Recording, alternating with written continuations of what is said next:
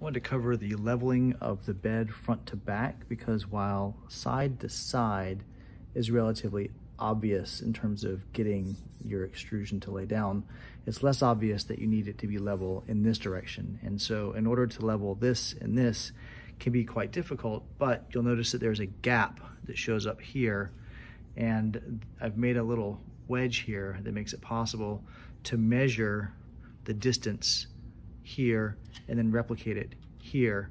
And so if you print this in white, there's a little bit of a depth issue. You can't go any deeper than this because that's the depth before you hit the backstop. But if you print this like this, and then you set it in here and use a pencil to mark where that line is, then you can put it down here and see that, aha, it's actually not the same depth. And so you want to raise this up until it's exactly the same depth, and then do the same thing over here and over here. And once you've done that, you have a perfectly level bed.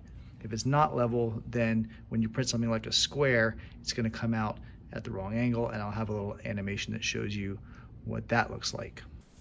If you have a perfectly level bed, then you're going to get a perfect square just like this.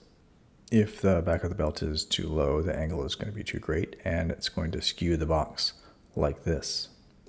And if the back of the belt is too high, then it's going to skew the box inward like this.